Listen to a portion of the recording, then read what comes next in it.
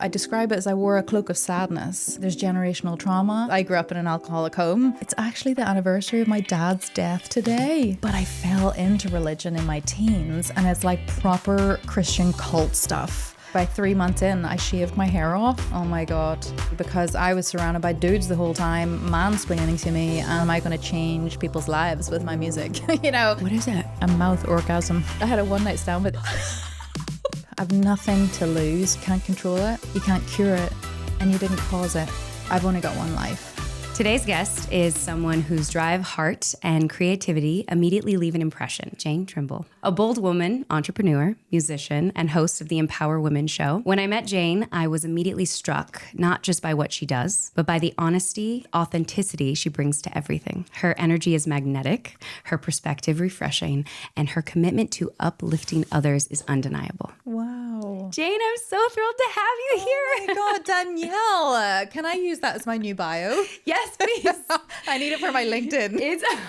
It's true, though. It's absolutely true. We haven't known each other for long, but I think there was that immediate connection when I met you, even though it's been only a few times. I know. You are quite an amazing woman, and you've done quite an amazing things, and you've lived quite an amazing life, and I can't wait to hear all about it. Bless you. Thank you, Danielle. I know it was instant, wasn't it? We just met a few months ago, and it was like a kinship, immediate kinship. And as soon as you heard the title of my show, you were like, we got some things in common. You very much were a spark, because I'd been talking about this for 2 years. I'd been really getting to the point 2026 started, and I was like, it's time to finally do the podcast. I was talking to Kevin about it, and you came into our lives at this exact moment. You really were an inspiration. I don't even know if you knew how much of an inspiration. Oh my God, I love it. Yeah, I'm so glad. Anyways, enough about me and that. Where are you from? Okay, originally from Northern Ireland. And where in Northern Ireland? Is there a specific town? Out in the sticks. It's called Coney Island. Okay. Literally like 5 houses, 2 dogs,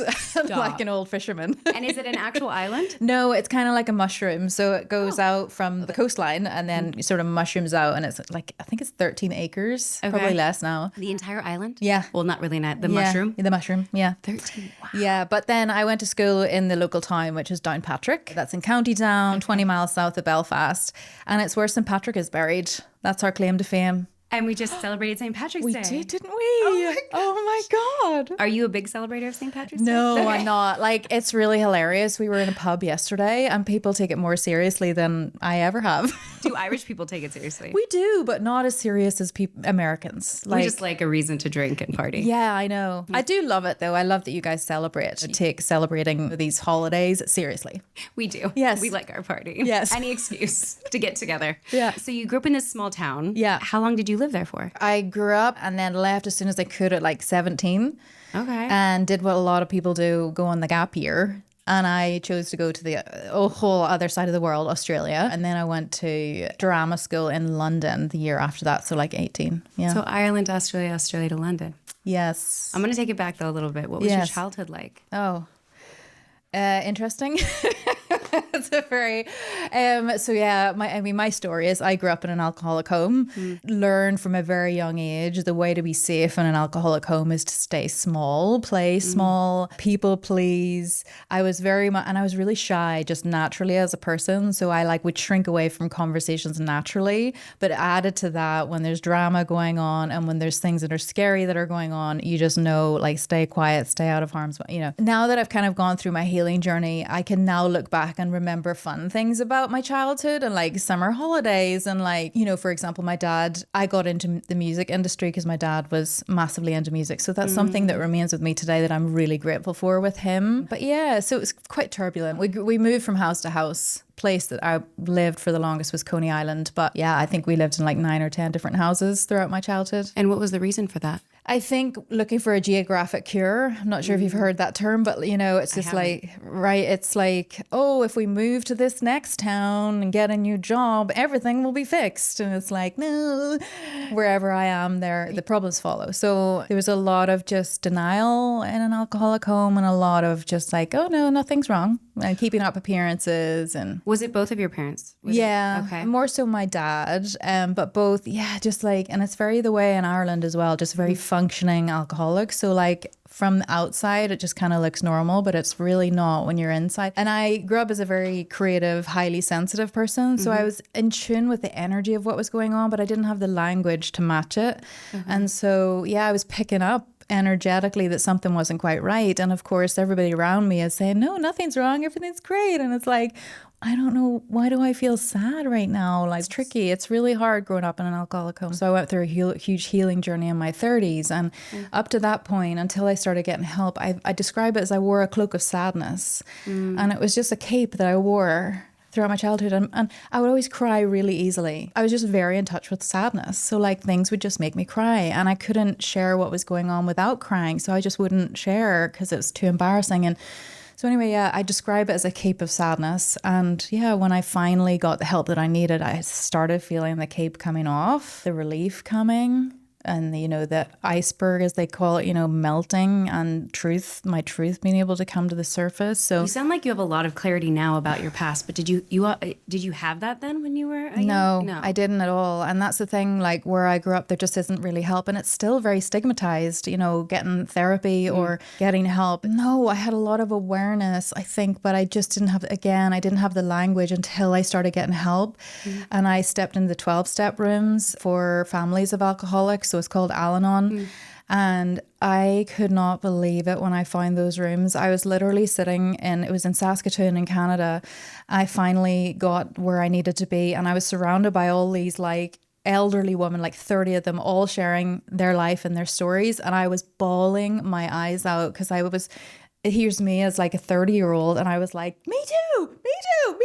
So much was resonating, and I was finally around my people that understood what it is like growing up in that environment, and just the nuances of it, and so much of it is covert. And so finally I started learning about what it is and what I'd been going through. And as soon as I started acknowledging that pain and that loss, that was when things started to feel better. Which is beautiful. And I know Al-Anon is one of those things that people always say, like, you don't talk about, right? Is it something you're not? Why are you not supposed to talk about Al-Anon? Because it seems like it's such a helpful thing. It's super helpful. It started with AA, Alcoholics Anonymous. The wives of all the alcoholics, which is kind of how it was seen, I suppose, back in the day, they needed the place to go because they discovered the wives are as crazy as the husbands, if not even crazier.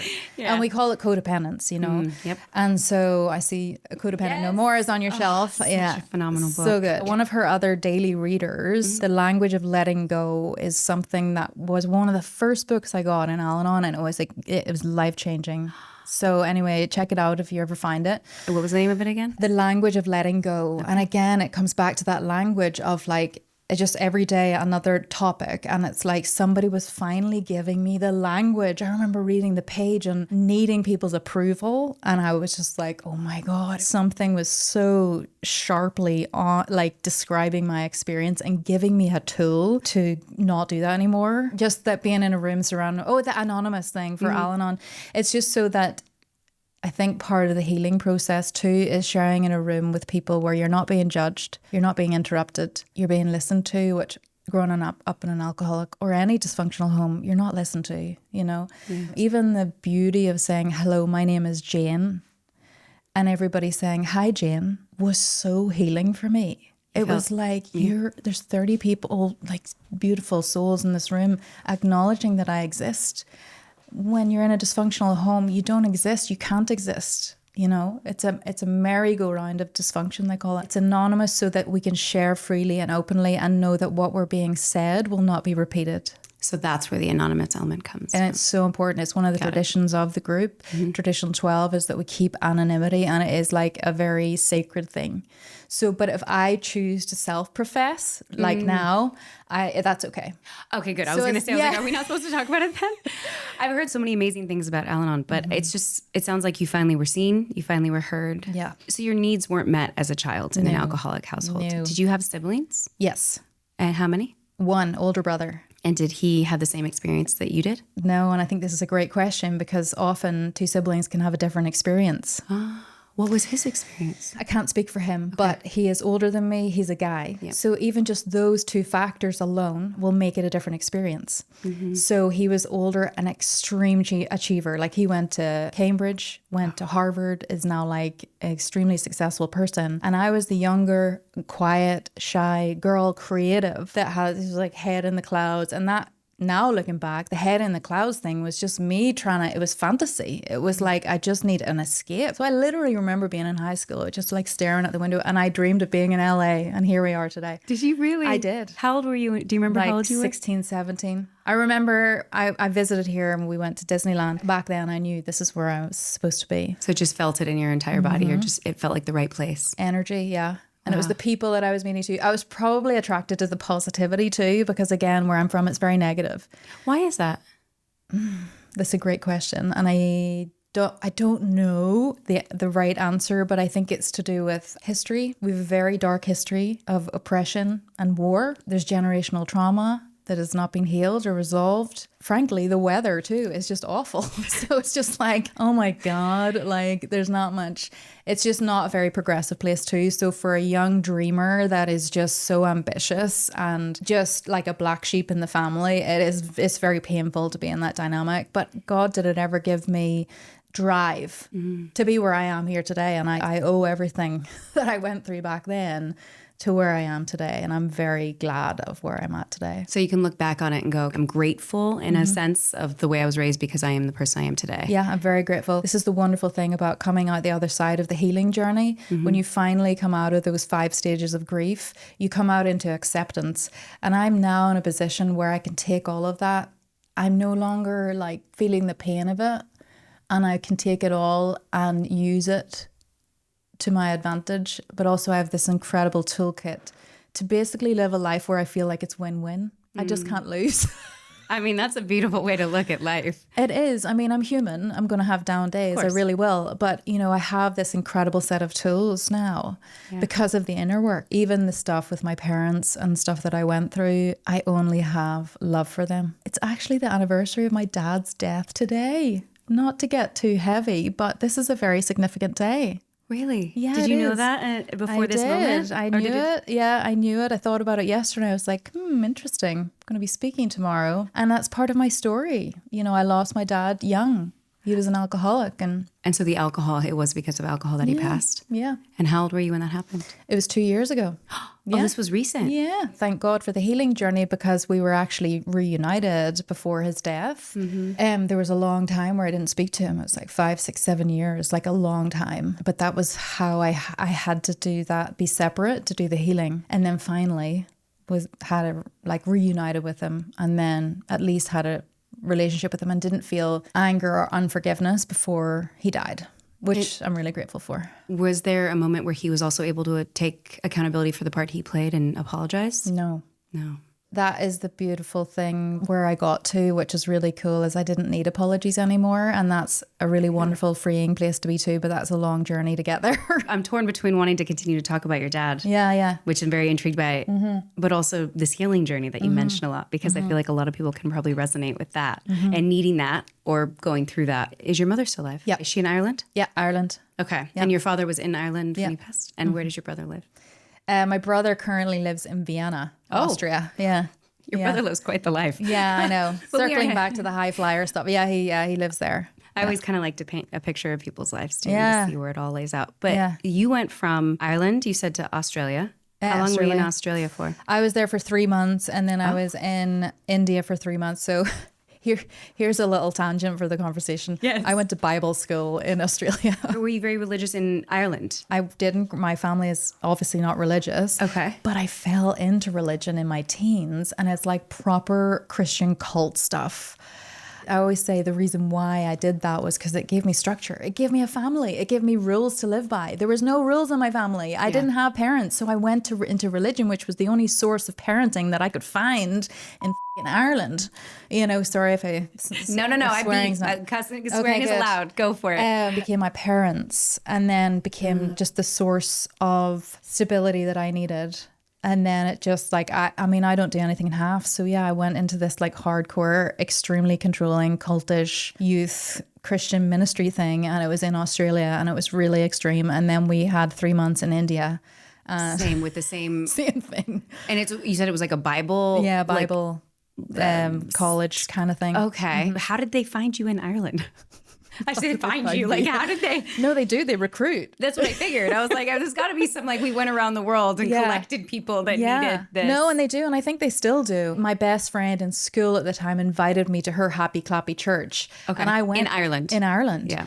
And I went and I was like, whoa, everybody, like, there's really good looking guys. And I was like, whoa, there's young, cool, hip people here. Like, because they were all into like Christian hip hop and they were rapping. And I was like, whoa, cool. So I jumped on it. And then was very brainwashed.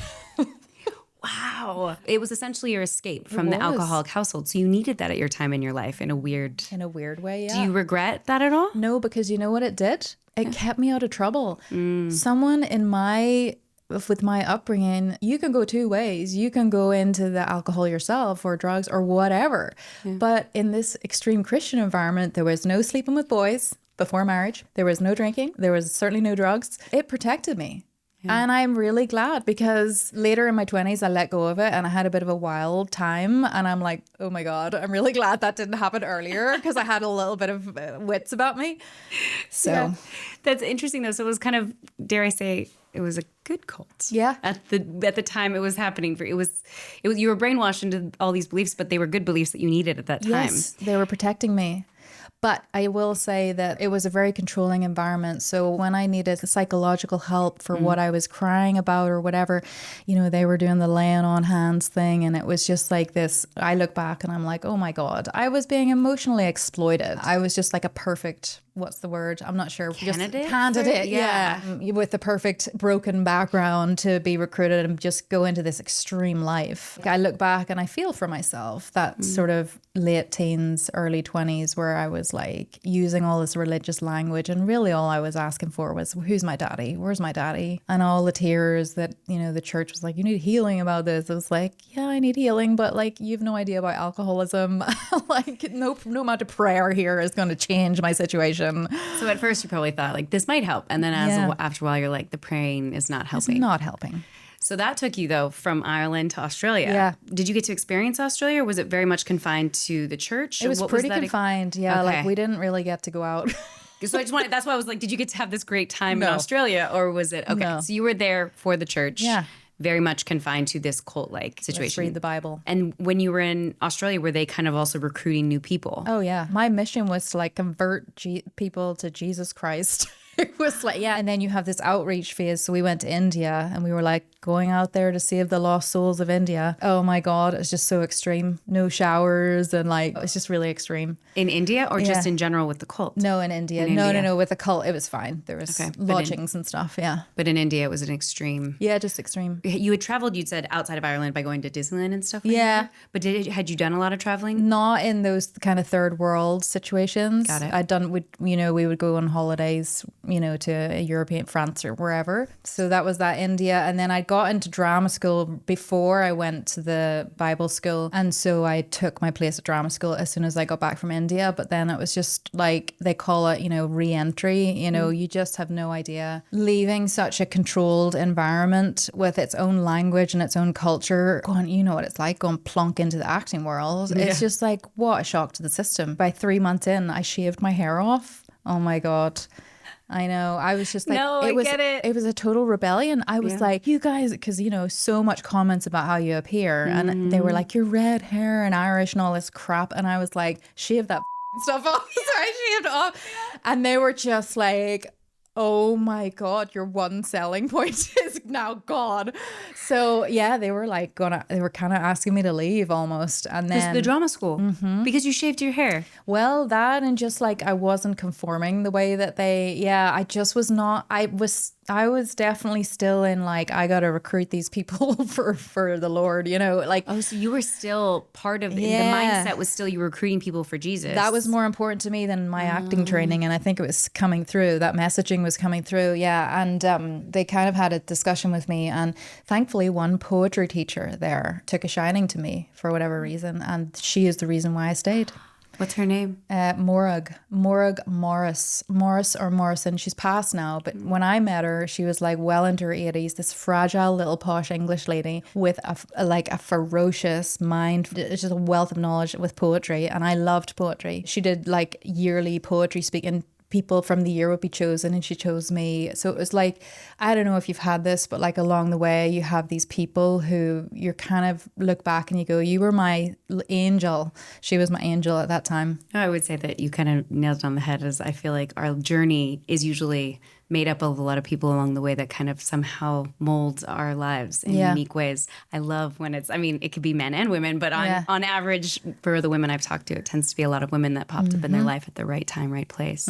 So she took a liking to you. That basically, did that get you away from the cult's religious mentality, or did she just take you under her wing? And what way did that kind of formulate into, oh, I'm staying at the drama school, they're not going to kick me out because of my ways? Like, how did she exactly, what was the impact that she had? Great question. She gave me a reason to stay. I wanted to stay anyway. I didn't want to leave, but because there was an event that she wanted me to speak at or, you know, read poetry at, that was a reason to go back. I think her credibility within the institution was like, oh, Morag likes her. Well, she must have something. Yeah, I think it just gave me a little bit of credibility. Got it. And then I actually took the bull by the horns in that situation. And then like I had to go and do, I think there was some monologue that I did. And I remember I had to do it in front of a bunch of the directors, and I crushed it. Yes. And that was a big turning point. Yeah, because before I was so detached from my emotions, I suppose, through the religiosity side of things. I think something happened and I was suddenly able to tap into that deep emotional reservoir in that meeting that I had, and I did the monologue and they were just like, oh, no, you can stay. Even without your hair, we will keep you. Yeah. I want to take it a little bit back. This was in London, by the way. Yeah. Now, you said you were this shy girl. You were in touch with your emotions, but you were shy. How did that lead to drama school? What was the connection there? You were accepted to drama school. You knew you must have applied. Like, when did that happen in your childhood? It's something that I still think about. Was I in acting because, A, I was gifted at it. Like, I did have a talent. I'm extremely creative. So I noticed, hey, when I do this thing, everybody likes me. So it was I making up for approval and celebration of me that I didn't get at home? I still think about that to this day because, I was really shy. But was I maybe just a shy person that happened to have this really cool talent? Don't you find, though, that a lot of extreme creatives are actually shy? And it is the shy thing that makes you an extremely good observer of people, emotions, and also because we're so energetically aware, because we're shy and not talking all the time, we're absorbing like a sponge. And I think that makes you a really good actor. Yeah, almost more empathetic and more curious because you can sit in your silence. Exactly. But that's interesting. Do you ever feel also that it could have been a way to play characters as a version of, I don't know if this is your situation, but playing characters is sometimes also an aversion of escaping. Yeah. Because you can pretend I'm living a different life by playing a different character. Did you ever feel that? Definitely. And I found it empowering. And also some of the speeches that I would gravitate towards and do really well were the ones that were really sad. So I would crush a crying scene and make everybody cry in the room. And it felt so good. It was just cathartic. Yeah. And it's a power thing too. You suddenly feel power when you are in the moment and you are speaking some sort of truth. There's a vibration that's happening that everybody's feeling. I think there's so much to it there and so much going on. But ultimately now, as a 42-year-old woman, I can just, instead of attaching all this crap to it and psychoanalyzing it, I had a gift, and I still have a gift, and I use it every day right now, not in the acting world. It's beautiful the confidence you have because not everyone feels that way about themselves. Did you always have that? No, I always say too, like when I share about my journey, I found a sense of self. And with that sense of self, I attached esteem. There wasn't a sense of self before to attach any esteem to give any value to speak up for, to advocate on behalf of. There was not that entity that I was even aware of. Now I'm very aware of this and my spirit and my essence and my soul and what I believe and know to be true. I'm very love truth. Like if I could get a tattoo, I don't have any, but it would be like truth. I now use my voice because of that sense of self, not necessarily because it's even what I want to be doing. I'd rather be at home, quiet, reading a book. But it's interesting you found that sense of self. I've never heard it verbalized that way. You're right. You can't really have the confidence and that self-esteem if you don't have a version of yourself. And you found that version of yourself through healing. When did your healing journey begin? Age 30. So it happened within the safe container of my marriage, which I'm not in anymore. But I got married at 31, and therein I suddenly had the container that I needed. Somebody else to identify and be a witness with me, my ex-husband. So it started at 31, and it was right around the same time that I joined Al-Anon. And then within Al-Anon, found a therapist and had a number of different therapists. And then I found different therapy groups. And the one key thing for me was inner child work. And that's how I found my sense of self. So when I talk on any sort of interview, I'm always like, inner child work. If you haven't tried it, do it. I do. I want to try that more and more. Amazing. I'm big into therapy. So, Good. and I always try to put that out there as much as possible because I do think it's so healing in so many ways. What age were you in London, going back when you were in drama school? 'Cause Yeah. I'm like, I love to do it in a journey. Yeah. But I also am like trying so hard not to be pulled into immediately going to your marriage. There's like about 8 years in there. I was going to say, so those fill in the gap between those 8 years. So drama school, this poet, her name was Morag. You know, she basically gave you the seal of approval, Yeah. which kept you at drama school. You went through drama school, which was mainly theater. Yeah, or was theater. were you doing music as well there? And music theater, both. It's a double sort of whammy college. Yeah. And then you graduated from there. Graduated from there. And where did you go? I stayed in London for a bit as an unemployed actor, and Never fun. awful. So scrambled my way back to Ireland, living in my mum's house. And Oh, interesting. So you went back. oh yeah, there was no way I could survive on my own. I had no life skills or ability to fend for myself. Besides the religious background. Yeah, I could tell you about the Bible. I wouldn't be able to pay my rent though. So you were like, basically, do I go back to a religious cult or go back home? I mean, I'm assuming the religious element was still. It was still active then. Yeah. Okay. And then a really key thing that happened in this chunk of time, I went scrambled my way back with my tail between my legs to Ireland, went out to a pub one night, actually right after I'd visited with my dad. I remember crying all the way home because he'd take me out for dinner and he couldn't afford to pay for the dinner, and driving home just really sad about this situation. And my friend invited me to the pub, and I went to this pub, and there was this rock star in town playing that night, live music, and he's in from California, lo and behold. What? Yeah. At the end, he comes up and he starts talking to me, and he's like chatting me up and all this stuff. And anyway, I noticed, gosh, this guy's twice my age, but he's really hot and everybody loves him, and he's chatting me up. So anyway, therein started this whole chapter of my life where I'm dating this guy twice my age in California. Yeah. And So- you were in Ireland. He was in California. You didn't move to California then. No, I Okay. hadn't moved to California. I wanted to. Yeah. So yeah, back and forth. And yeah, it was just a disaster, just a total toxic person. In what way did that present itself?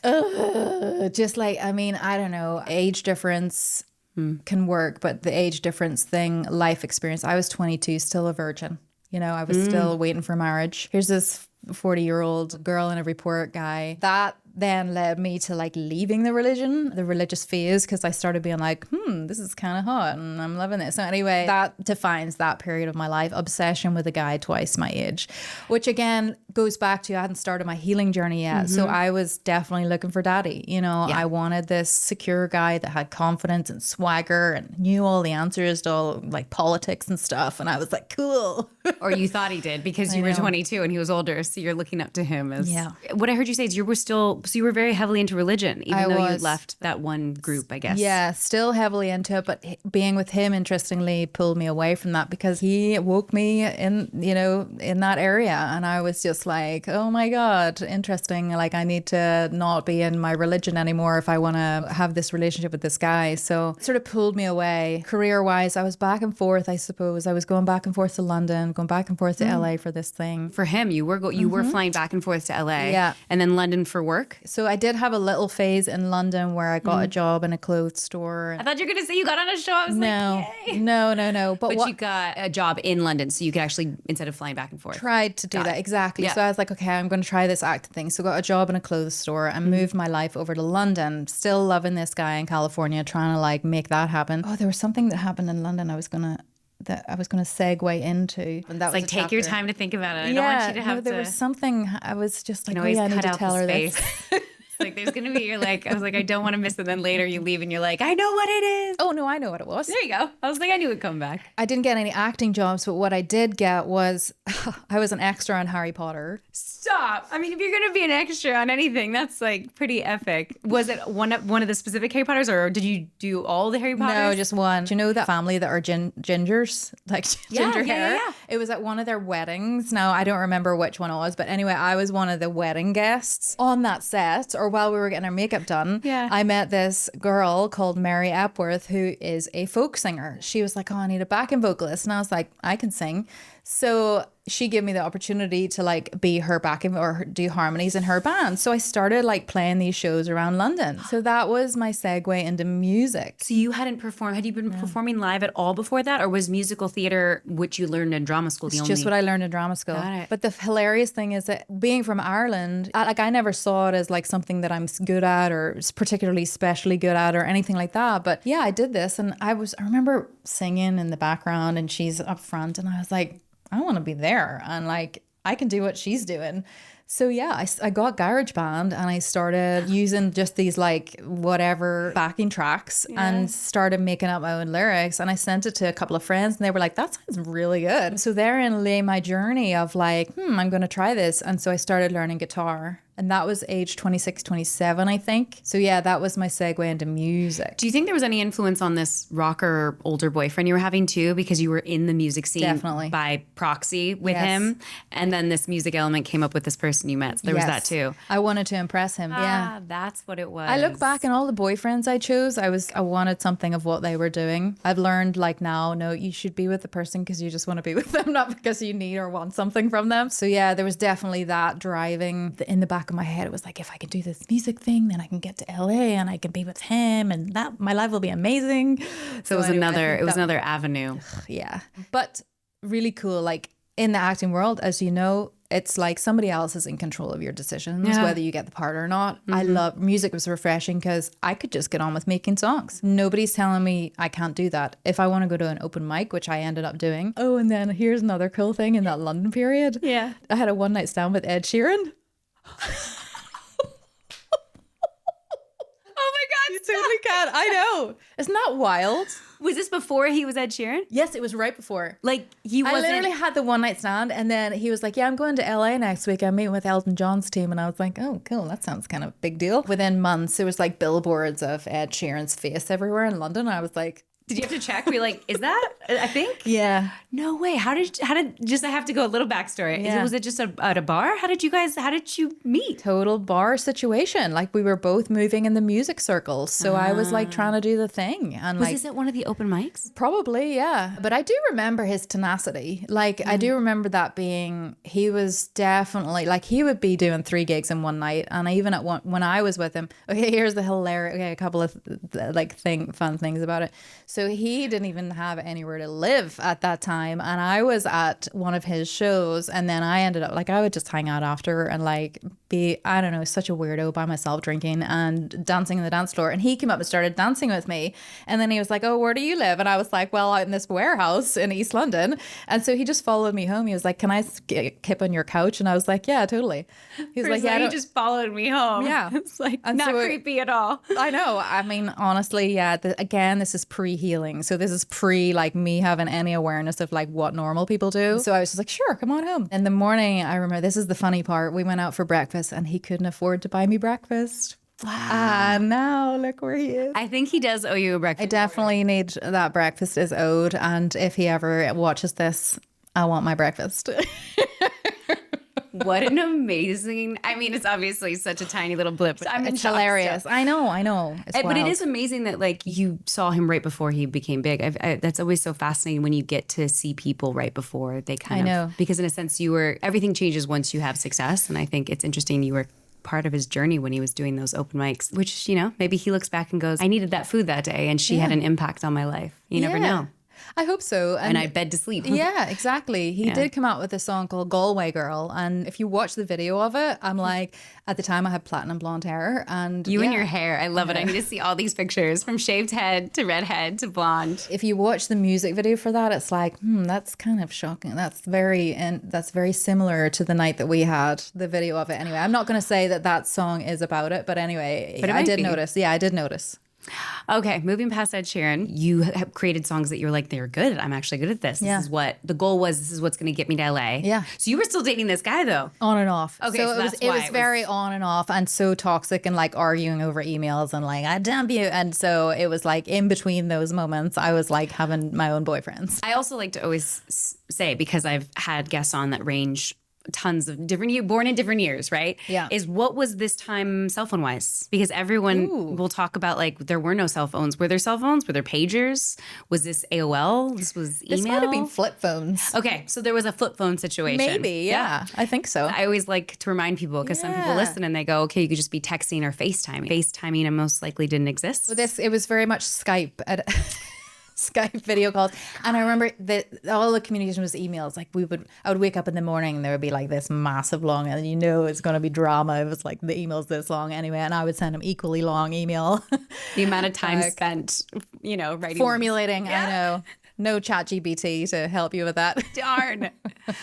So did it bring you to LA? Where did the music take you next? Yeah, so great question. This is so interesting. I've never done such an in-depth thing of my life. So then I went on and I did a master's in classical acting.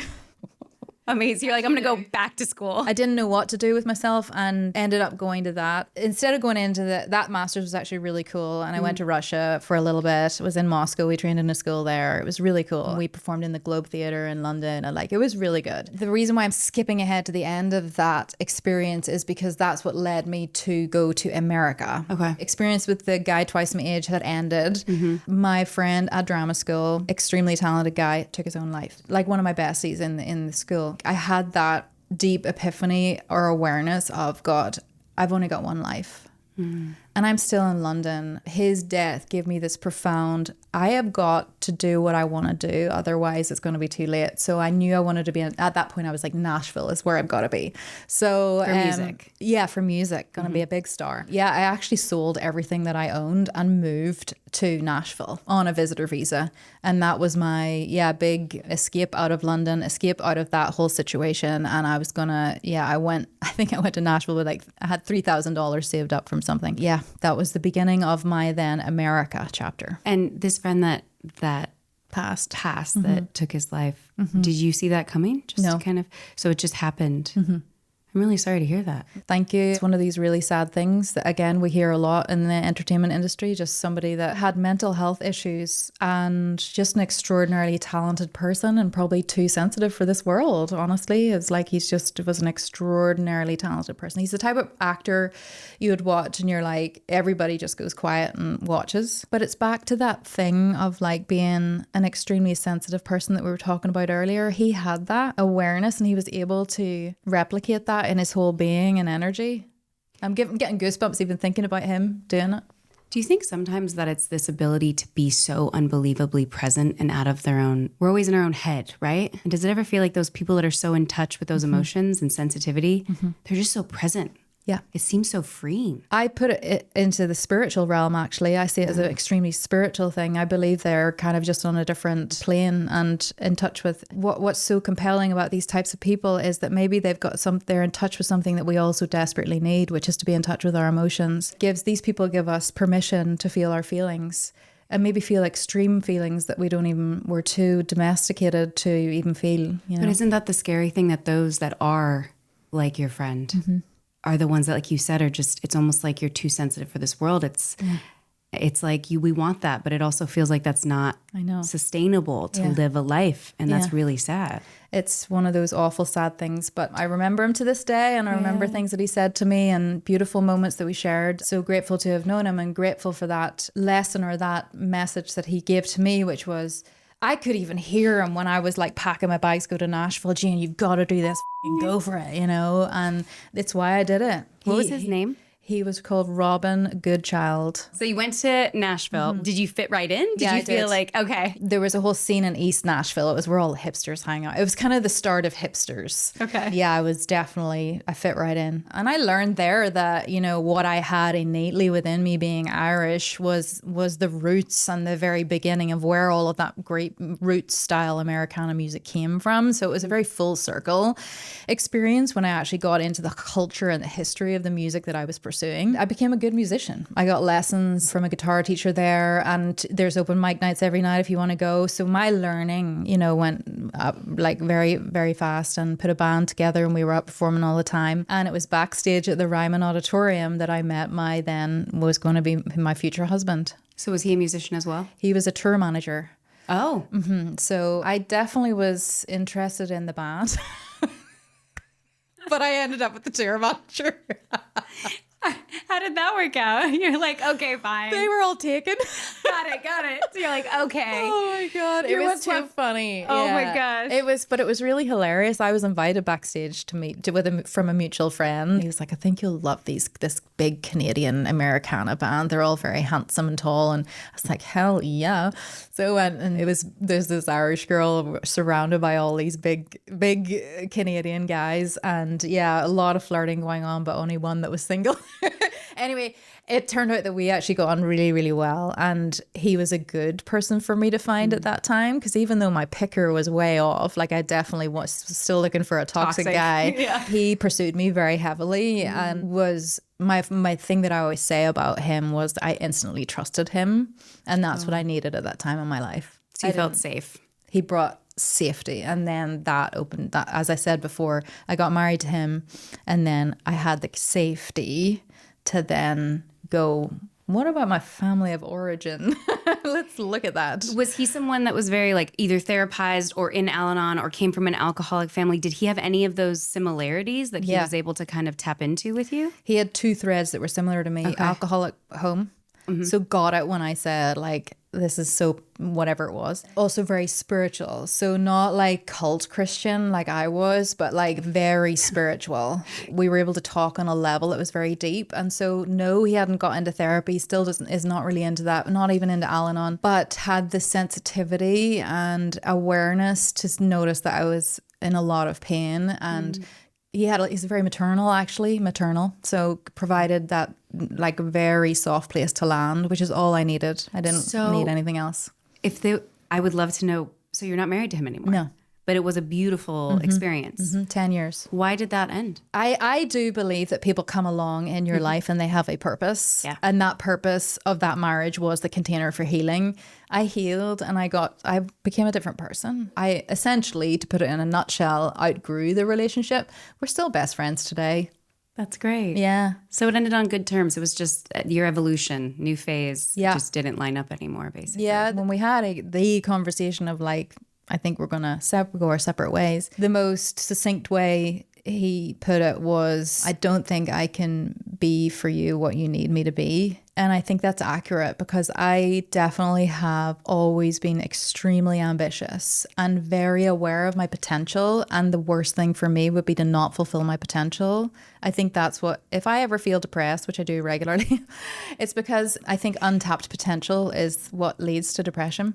And for me, and he saw that I was like, I had plans at that point. I was applying for my O1 visa to get to LA. So I, at that time, So you guys were in Nashville still, right? we moved back to Canada. Okay, so there's a little bit. Okay, so because you said it was a Canadian American band. Yes, Canadian band. So he was Canadian. He was Canadian. So is you Canadian. moved up, that your marriage was in Canada. Yes. Okay, sorry. Vancouver. So you were in Canada towards the end of that marriage. You were getting your O1 visa? Yes. Okay. So interestingly, and this is synchronicity is a thread throughout my life because right at that time where we were acknowledging to each other, we think this is ending, I then got my O1 visa, which is like the holy grail for anybody that knows anything about visas to get into America. What does that give you? What is an O1 visa? It means I can live and work in the United States. For a set period of time or 3 forever? years. Okay, 3 so it years. is limited. Yeah, Okay. limited, but I just renewed it, so I have it again. Yeah, so Amazing. I think once you, this is not given, but I think once you've got it, perhaps it makes it a little bit easier to get it again, just because you have to have a certain amount of credit. So in music in Canada, I did quite well. I knew as well well, like the kinds of things that I needed for this O1 visa. So I basically lived that like 10-year period, like getting all the things. Right when we were ending the marriage, I then got the letter in the mail saying, here's your visa, come to America. Did you view that as a sign? I did. I packed up my stuff, threw my dog in a U-Haul, and we drove down to LA. And were you still able to be in touch with, I'm assuming you were going through a divorce. I mean, even though it was amicable, it still takes paperwork and time. Yeah. Were you still able to lean on him while you were making that transition, or did you kind of like, bye? No, very much so. Very much so.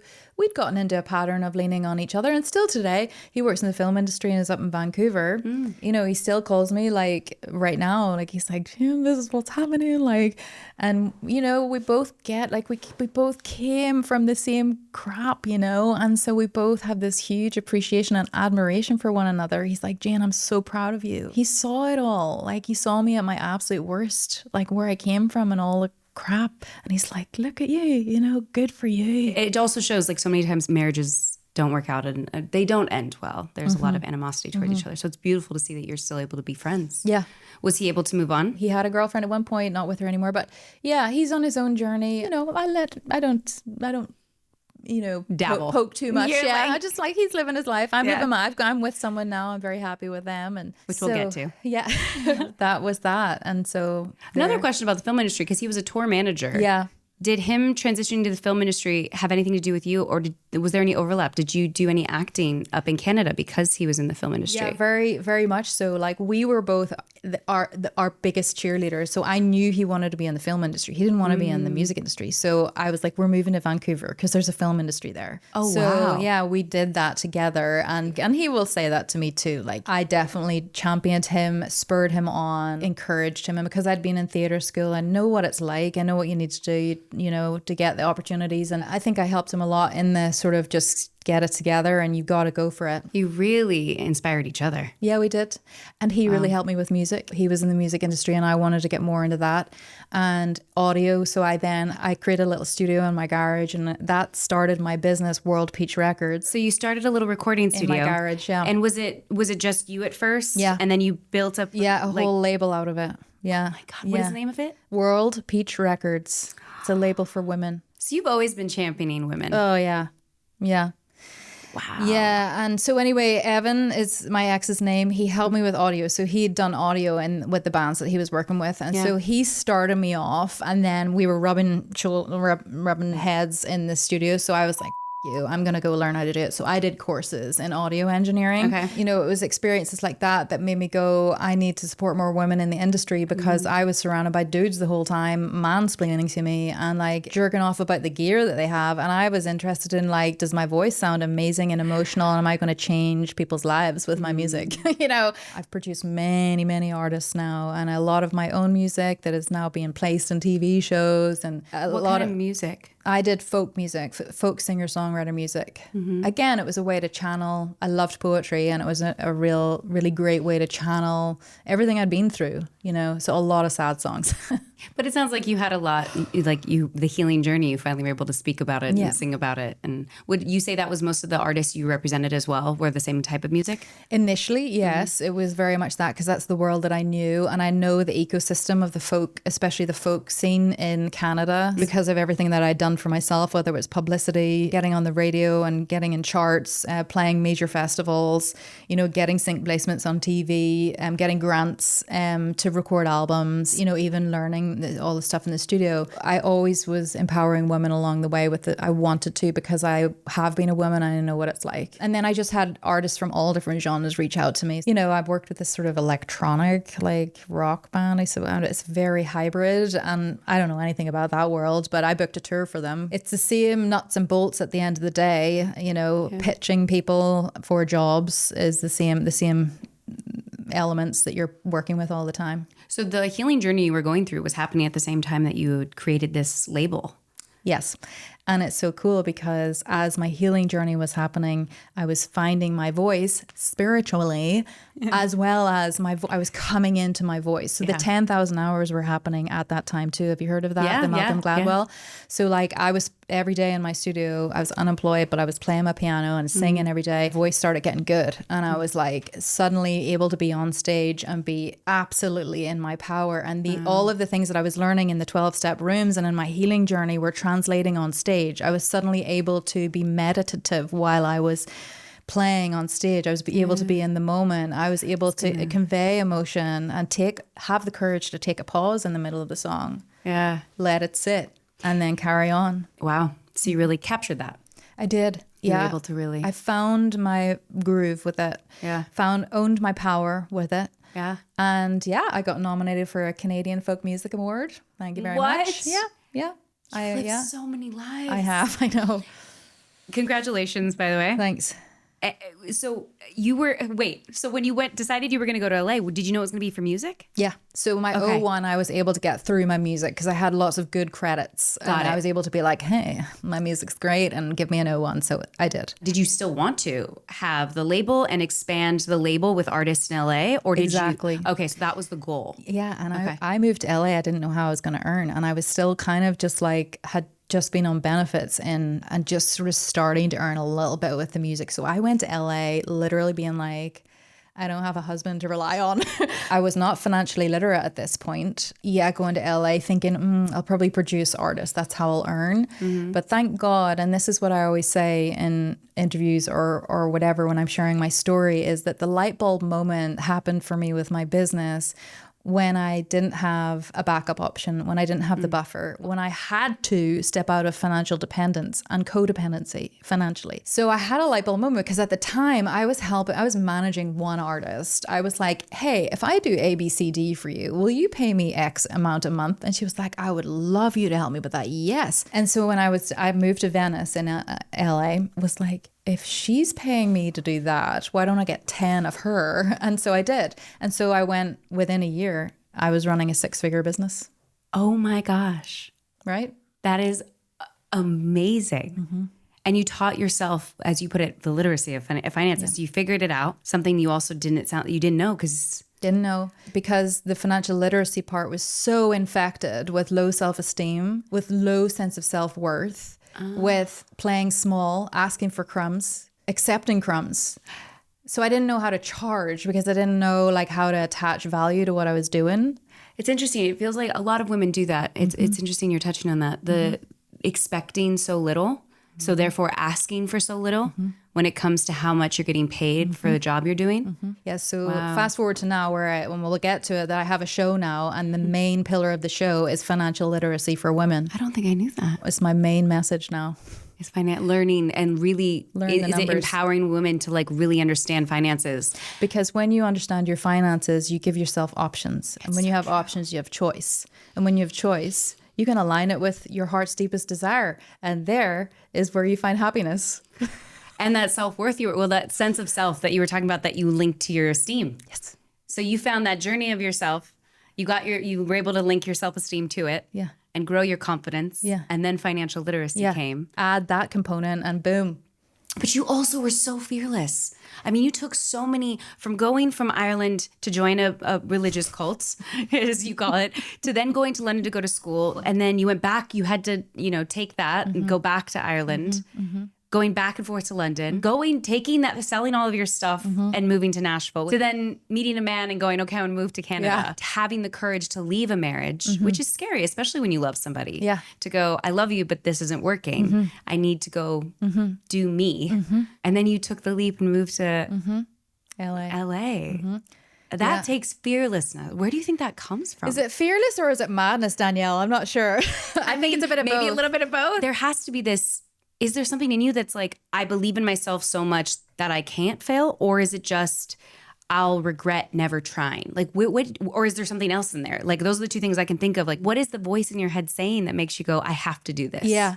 So I think there's a core personality trait of courage there. I do think that if someone was to say, describe yourself in 3 words, courage would be one of them. I think when you are starting from scratch and nothing, it's like the only way is up. I've nothing to lose by taking a van and driving to LA and giving it a go. And I did. And then it worked out. But it's interesting because you say you have nothing to lose, but some people would view that as losing something. Like, it's safer to get a job and stay in Vancouver. It's safer to kind of go to LA and be like, you know what, I'm just gonna get a 9-to-5 job somewhere because I'm afraid of taking that leap. I think as well, I was running from my own pain of not fulfilling my potential. That's a driving force for me. Yeah, you had said that. I do suffer from depression. So like, I literally, if I feel in my life that I'm like, it's just not quite the thing, it'll lead to me feeling depressed. And so me going to LA is like me feeding my inner child and listening to myself and my deepest desires, because if I don't, I'm going to feel depressed. That's what it is. That's the truth. And do you think some of that is also, I mean, you had already been a courageous person before you met your friend who passed. Robin. But do you think there's an element of that always sticks with you too? Definitely. That like what, you know, Yes. the stake is like, I have one life. Yeah. And I think, you know, again, to go back to the dysfunction of my childhood, it's just like this painful awareness of like what life, you know, like when you come from that, it's like, I just want palm trees and sunshine. You know, it's like, I'm going to stop at nothing until I get there. Vitamin D does have an amazing effect on the psyche for sure. Yeah. Speaking of, just going back a little bit, did you ever get into alcohol because your parents were into it? Did that ever happen? I went curious. Yeah, it's interesting. I went the opposite way. I went into it. So I don't drink alcohol now, and it doesn't appeal to me at all. Which for obvious reasons. Reasons. You grew up with alcoholic parents. I just was curious if it ever happened. I had a boozy time in my late 20s, but it was more experimenting. Like I was like, oh, what's this like? I experimented with a few different, and I was just like, oh, okay, that's what that is. Did that ever bring up any anger around like, my parents were so addicted to this? Why? Yes. Like, did it ever, because your parents obviously, I'm assuming, never did therapy, never healed their wounds. But were you kind of just like, why did they choose this? Or it's just that was the norm in Ireland? It's really hard when you yourself don't have the issue. Yeah. Can you not see how much the recurring theme is like, how can you continue to do this when you see how much pain it's causing me and you love me? If you loved me, you wouldn't do this. Like all these things you learn like are very common in an alcoholic dynamic. I mean, especially when it was so easy for me to turn the switch on and off. But for an alcoholic, we learn it's a disease. It doesn't make them a bad person. It's something they literally cannot control, and no one else can either. They have to really want to heal their wounds by themselves. It's no one can get them out of it, from what I understand. No, we learn in Al-Anon, you can't control it, you can't cure it, and you didn't cause it. Wow. That's pretty. It's profound, isn't it? Very. It's one of the first things you learn is the 3 C's. And you can apply that to anything that anything that is like a dysfunction or a neurotic or whatever. It doesn't have to just be alcohol. Like I apply it to people, places and things. So everything I can control, I didn't cause this, like something's happening in the grocery store right now. Yeah, I didn't cause this. I can't control it, and it's certainly not going to cure it. So I'll walk away. It's a great way to look at things though. It's really a great way to kind of separate yourself from situations and people's trauma that you can't fix. Yeah. So you're in LA. You're making 6 figures. Yeah. 6 figures on this record label, having all these clients, knowing your worth, having financial literacy, still having your ex be a friend. Ex is one of my best friends. Yeah. And where do you go from here? So you're in LA, living this life, what you always wanted, because when you were 16, you looked and you're like, I want to be in LA. Yeah. I'm going to be in LA. I literally, Danielle, I was like, I could die right now and I'll be happy, because I don't know if you have these things in your mind. When I do this, I'll know I've made it. Well, I'm like, I brought I had a Vespa at the time. What color? Cream and chrome, the best. Amazing. I know, tan seat. Yeah. So I joined this fancy private members club as well, because I was like, right, time to meet a guy in these circles. Yeah. And so I got, and I remember I was riding my Vespa to Erewhon, as you do, riding down a street with palm trees either side in Venice on a Vespa. I was like, I've made it. You're like, I'm good. I can go now. Yeah. And so where do you go from there when you're like, I've made it. I'm happy. There's nothing were you craving acting at all still? No, it was music all the way. Yeah, acting's very much out of my system. I feel like if the perfect role with amazing people came along, then yeah. But other than that, no, thank you. Yeah. No. That's in the past. Yeah. I went on the dating app, so I was definitely on the hunt. Which ones did you go on? We must know. Just like Bumble. Yeah. I wasn't famous enough to be on Raya. Do you have to be famous to be on Raya? I don't know. You have to be, I don't know. I feel like you just have to be approved, right? Maybe you have to be, I don't know Like what it the is. Air One Club. Like Yeah. you're cool enough to be on Raya. Yeah. No, I It's never. silly. I know. So silly. No, Bumble, and I think it was on Hinge as well. Anyway, so went on like a bunch of dates. And so, yeah, like that was a 2.5 year stint Especially in LA. Venice. Yeah. It's not great. No. After leaving my marriage, it was really important for me to get back in touch with my mojo and like get back, like even to start fancying other people felt like, a betrayal to my marriage. I had to like, it's a process. Yeah. Right. So I'm sure it's anyway, scary and nerve-wracking too, because you've been with one person for 10 years. The Yeah. idea of like Yeah. being intimate with someone new is and scary. even like seeing someone in that way is like, whoa. And then like, You're like, isn't you're it? completely different. Yeah, you're a different package here. So no, it was all fun. It was really cool. It's so interesting, like laying out my life like this. Cause yeah, then my dad died. So that was 2 years ago. So 2 years ago today was what that was. And then my dad died. And that all put a stop to everything in LA because I started grieving the loss of my dad, which came as a shock as well, because I thought I'd grieved him in life, but it turns out when they die, there's even more grief to go through. And no. So I actually left LA because it was just not a soft place to land. I was in such a hustle mentality, I've got my business now, power women, I'm dating guys, I'm doing this, and found myself just like doing the grief thing, crying in really random times and like just feeling way too sensitive and like irritable and all the things. So I actually I left and went to the little village that my ex-husband lives in Canada, in Saskatchewan. Yeah, I sort of packed up my Venice chapter and went to Canada for the summer. That had to have been hard too, though. And that was to grieve your father. It was very much, I needed wide open spaces. And where it is in Canada, it's in Saskatchewan in the prairies, and it is literally just land. And it's just like, it is very gentle. There is very low risk. Like it's the total opposite of LA. Everything nature. And I wanted to be with horses. You knew that. I knew that. Have you I always loved horses? Always Was this- loved horses. okay. Always sang about horses. Never rode them. Like just always a fantasy in my head. I'm this Irish redhead riding in a white dress through a field. That was my fantasy, right? This is another visual. Another visual. So I went to Canada for the summer to grieve my dad and to ride ponies. That was my plan.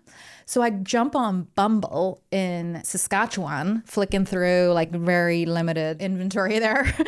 And then finally, there's this cowboy shows up, a really handsome cowboy. And I swiped right and whoa, we matched. And then we met up, and it turns out this guy is like this award-winning cowboy horse trainer and like super hot. And we went for a date, and within the first 5 minutes, he was telling me about his therapist, and I was like, hell yes. Yes. And we're laughing away, and there's chemistry. I was like, wow. So anyway, that is my now boyfriend who I've been with since that period. So that's like a year and a half ago, like just over a year and a half. Are you still up in Canada? No, I always wanted to get my life back down to LA. But then while I was in Canada, I got this amazing opportunity to have my own TV show. So yeah, that going to Canada to grieve my dad, it was that. But I ended up, while I was up there, buying a home, my first home, which was a big milestone for me. I bought my dream car. Which was? Ford Bronco. Like an old one? No, or like the new one? Like the new gorgeous one, cactus gray, soft top. Yes, that cactus gray is beautiful. I know. I've yet to drive it down, but when I do, we're going out in it. Oh, please. Yes. Thank you. Yeah, like I went to Canada for these things to grieve my dad, but I ended up getting the guy, getting the car, getting the house, and a TV show. And how did the TV show come to fruition? Like what? So you went up there, you were grieving your dad, and did you just go, I want to do a show? With my work with my record label and my music, I was interviewed myself on a TV show out in Ontario, Eastern Canada.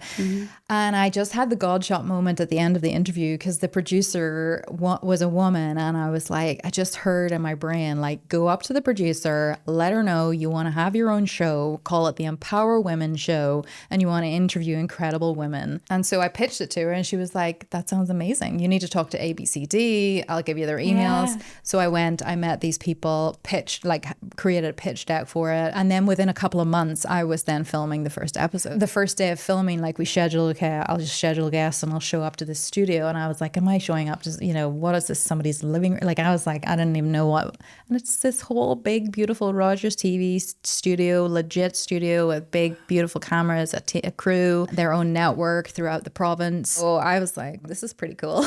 It's just so interesting that it feels like it was kind of something that you haven't really talked about it a lot. It's not something that was like you had this idea in your head for years. It wasn't like LA that you were like, I know I want to end up there, or music, or it's just, it kind of just came to you. I feel like there's something driving me that's much bigger than me. I'm meeting you, for example, another incredibly empowered, I feel the opposite. Knowledgeable, talented, incredibly vibrant, alive, well woman. There is an awakening, or it's maybe already happened within women, that I believe is happening right now. Yeah. And so I'm just one of many movements that are happening, and I know it's an important one. And since I started the show, is supported by sponsors, and it's all women-owned businesses. So I took the show across Canada. So it's now in 5 provinces. Congratulations. Thank you. So starting to get like really good sponsors. And so now I'm able to like let go of stuff that I don't really want to do anymore with the music. I basically want to let go of the stuff that my involvement in the music industry and now move fully into this show. So your father's passing was kind of a chapter change. Mm-hmm. And I do understand what you mean by like, there's something sometimes in the universe that goes, there's something sparking me to want to do this. And it does feel that there is this time and place right now that we're in that just feels like elevating women's stories and getting things out there is just so important. It is. I think it always has been, but for some reason it feels like there's these platforms to do it. Yeah, I know. And it feels like if we don't take the opportunity to do it, we'll miss the opportunity. I know. It's going to happen whether we decide to be involved in it or not. If I don't pick up this baton, another woman will. The way I describe it is everything that we've talked about today is basically like the TV show and how I do it and what the contents of it. Everything of my life is I can use for that, and it just feels amazing. So everything has brought you to where you are now and has been able to make you this amazing host, essentially, to talk to women and lift them up and inspire those listening. So it's short 15-minute interviews, and which is impressive, by the way. I watched the call. I was like, oh my God, that is amazing how quickly. Thank you. Yeah, fit so much into 15 minutes. I'm over here being like 2 hours. Yeah. No, we pack a good punch, and I literally want to give them a space to share their story and then showcase their business. So the whole I want drive business to their businesses. So empower women, financially. And congratulations on the show. Thank you. It was the goal to keep expanding it. Amazing. Yeah, so now we're in California. We come down for the winter. Yes. I got in touch with the local public access TV in Ventura, which is the nearest one to us. Now I'm going to be interviewing women in this TV studio there. I want to get in touch with other studios like that and start interviewing the incredible women here. You'll be one of them. I'm like, I'd be so nervous to go on your show too and talk, but yeah, I'd be honored.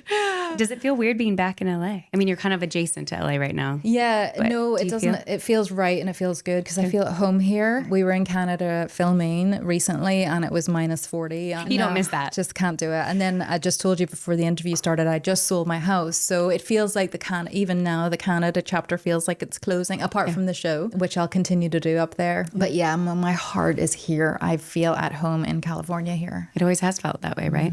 LA's always been drawing you something stronger, bigger than has always drawn you to this place. Yep. The dreamers are here. They are. It is full of dreamers, that's for sure. Going back quickly, did you ever get to ride those horses? Oh, yeah. So now I'm like, I can ride horses every day if I want. Yeah, so I got the cowboy and he has 20 horses. So he has 6 down here in California. So yeah, he's training them every day. And then I get to, if or when I want to, I get to go out with him. We ride together all the time. It's very disgustingly romantic. What a beautiful life. And all because you've lived in a place of such courage. I mean, I call it fearlessness, but you have, like you said, you have so much courage to just do the things that are pulling you. You listen to yourself, it sounds like, and you just go for it, considering you came from a really traumatic childhood. Yeah. You never know which way that's going to go. And wow, what a life you have lived. Thank you. It's quite an inspiration. Aw. I always like to ask 2 questions at the end. Is there anything looking back now that you would change? I try not to use the word regret, but is there anything you look back and go, I would have preferred to not do that, or I wish I could have changed that? No, I wouldn't change any of it, honestly, because all the things that I could mention at this moment made me who I am today, right now. So I don't know if that's a very generic or easy option out, but I wouldn't change any of it. I think I would have got help sooner, if I could say that. I wish my healing journey started before age 31, because I could have missed out on a lot of painful things that I had to learn in my 20s and teens. But again, that's what's made me who I am today. So I don't know, if I could change it, I would just have gotten help sooner. Do you think it would have changed anything? I think if I could have had the self-esteem and self-awareness that I have now, I think I could have had different outcomes. But who's to know? You know, you just don't know. I could have been an arrogant, entitled, very uninteresting person. So yeah, like I walk around very confident. I see people that haven't been on the journey that I have, and it's ahead of them, and I'm like, thank goodness that's not me. Because you know what it's like to be in their shoes. Like, oh, I'm so glad. It's not an easy journey, right? No, like it's not for the faint-hearted. When you were going through it, it probably didn't seem that easy. It's just No. looking back on it now, you're grateful for those hard times, it sounds like. Yeah, really. Where do you see your future? What do you see happening 5, 10, 15, 50 years? Right here in California. I want to continue to grow the show. And beyond the show, I would like to have my own streaming network for women-created content. So yeah, so that's the next vision to fulfill, is a Netflix, but for women-created content. And I was going to just call it because my show is the Empower Women Show, and I was going to call it Empower Women Network. But I might call it something shorter, like Iconic. I love that. That gave me chills. I love Iconic. That's fantastic. Yes. Whatever it ends up being called, I think it's going to be a huge success. You are such an inspiration, such a phenomenal woman. I am so grateful to have met you at the moment in my life that I met you. Thank you. Do you want to eat some cheese now? Yeah, let's do it. So how this show goes is now I basically ask a couple rapid round questions while we eat. Would you like to explain, first of all, your cheese? I do, yeah. Yeah, this is what your choice of food was. Yeah, this cheese, you have to try it. It's 1,000-day-old Gouda cheese, which is a Dutch cheese. And I get mine from Trader Joe's. It's my preferred place to get it. And oh my goodness, it's like candy. Going for it. Let's do it. Now, I really want you to experience the crunchy crystallization that happens. What is that? Oh my God. Because it's salty, but it's not salt? No, I'll tell you what it is, Danielle. What is it? A mouth orgasm. It is a mouth orgasm. Who needs a man when you can just eat 1,000-day-old cheese? I know. It's literally so old. It's like it's caramelized or something. It's 100% what it is. Isn't it amazing? It's absolutely amazing. It also makes those bones go like I tighten know. up, but in the best way. And it's almost like the consistency of like a fresh croissant, where it's like crunchy on the outside and then smooth on the inside. I don't know why I'm not just spinning the lazy Susan. I've eaten a lot of foods, but I'm technically lactose intolerant. Oh. And not in a bad way. I still eat Okay, cheese. good. Don't worry. Okay, good. I'll survive. It's too good to let go of. But it's one of those things that I tend to always go for goat because I don't have that issue. But you've corrupted me. I'll now be going to Trader Joe's all the time. I do apologize. Continue to eat as much cheese as you want. Do you think you are sweet or savory? Sweet. Are you ready for the rapid round? Yes, I am. Morning person or night owl? Morning. Text first or wait to be texted? Text first. Romance or respect? Old me would have said romance. New me says respect. Planned or spontaneous? Spontaneous. Comfort food or fine dining? Oh my God. Can I have both? Okay. Comfort food. Forgive fast or never forget? Never forget. Talk it out or walk it off? Great one. Walk it off. Soft life or boss life? Boss life. I knew. I was like, as I said it. Beach vacation or city escape? Beach vacation. Homemade meal or 5-star restaurant? Tough call, but 5-star restaurant. You cry in private or in public? Both. All the time. Which one do you do more often? In private. Lover girl or independent queen? Independent queen. Sweet revenge or silent success? Silent success. Slow burn or instant spark? Slow burn. Stay loyal or match energy? Stay loyal? Question mark. Glass half full or half empty? Half full. Chase the dream or chase the bag? Chase the dream. Subtle flex or loud win? So say that again. Subtle flex or loud win? Subtle flex. Intuition or logic? Intuition. Be chosen or do the choosing? Do the choosing. Chocolate or chips? Chocolate. Wine or tequila? Neither. Oh, that's right. Water. I gotta change this for people that don't drink. Whenever you did back in the day. Wine. Okay. He plans the date or you plan it? He plans it. Apology or changed behavior? Change behavior. Soft launch or hard launch? Soft launch. Prada or Nike? Prada. Journal your feelings or vent to friends? Journal. Be adored or be respected? I love being adored. I love that. Peace or passion? Peace. And you said sweet? Yeah. Let's find out. The counting part's always the hardest. Yes, you are very sweet. Hi. Oh my God. I think you're actually the most sweet person. Yay. Because everybody hugs really close to sweet and savory. Like they hug the middle. Like there's only one leaning kind of. It's interesting. Just like, I love that you were like, I'm sweet. Because you know yourself so well. I mean, I think there's some truth to that. You're like, I love no, I know. this. Did you come up with that? Yeah. That's really cool. Thank you for saying that. Because some of my friends have come on and they're like, I don't even know what that means. What does that mean? Why would I ask that question? Like, what is that? How am I supposed to choose that? Or they get really angry because they're like, I want both. Yeah. No, I love it because it's like a personality test. I love those things. It'll be eventually on the website so people can take it themselves. I'm sure it'll evolve over time, as in the drinking question will obviously be switched a little bit. Maybe we'll ask a little soda question or something instead. Thank you so much, Jayne, for coming on Sweet and Savory podcast. Thanks for having me. No, it is such a pleasure to have you on the show. I'm so excited for you. Thank you. For the Empower Women show. Thank you. I can't wait for everyone to check it out. Do you still have your music out there too for I people to listen do, to? yeah. If you want to listen to my music, I used a moniker, OXLIP, Oxlip. Okay. And that was like what your stage name was? It was. Yeah. Oh, wow. Okay, so people want to see your music, Oxlip. Yep. And what was the moniker? It's an ancient medicinal flower Oh, that induces deep sleep and fantastical thinking. I feel like we had so much more we could have talked about. Yeah. And it's very female heavy, like the content. Like I sang about incredible women a lot of the time. Yeah. Did you have a ton of incredible women in your life? I did.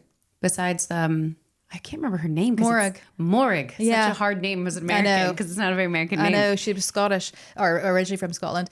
Yeah. And, my mum is an incredible woman, was a successful businesswoman in her life too. So, yeah, I mean, there was struggle along the way in my relationship with her. But God, did she teach me stuff? Yeah. Do you have a great relationship with her now? I do. And she is still in Ireland. Still in Ireland. And was there a moment where you were able to, I know you said with your father you weren't, but with your mother that you were able to have forgiveness or she was able to apologize for certain things? Yeah, so we had a conversation. It was so funny. Like after we were reunited and we went for a walk one day and we were sitting on this bench by a river and she said sorry. And I remember just being like almost collapsing in my head. Of course, I said thank you and everything else. But in my head, I was like, I needed that years ago. But and ironically, I don't need it even now. Like I finally got a sorry, and it just didn't even have an emotional charge for me because I was just like I'd gotten to the point where I didn't need a sorry anymore. But then I got my sorry, so it was so interesting. But it was a beautiful moment to have something acknowledged finally. Did she need to say it? Likely. I'm not sure. There's always that interesting of how much did she hold on that she was like, I just need to say this. Well, it's beautiful though. Thank you. That at least that came, that happened, even though you were healed enough that you didn't need it anymore. Yeah. What a beautiful life. Thank you. And what an amazing story. Thank you so much for the depth. I can't wait to see where it all goes from here. Thank you. Thank you so much. This was a beautiful interview and I'm so proud of you for having your podcast finally. And I love this and it's very fun and I think it's going to go places and I can't wait for people to see it and hear about it. Thank you. I can't wait for everyone to hear your story. And I do want to say really that day I met you, I'd been talking about this podcast for a while and I think you talking about your show, it was very much an inspiration. Love it. Thank you. Yeah. You empowered me by just saying hi and having a conversation. So thank you. Best of luck with everything. Thank you. Let's eat some more cheese. Yes.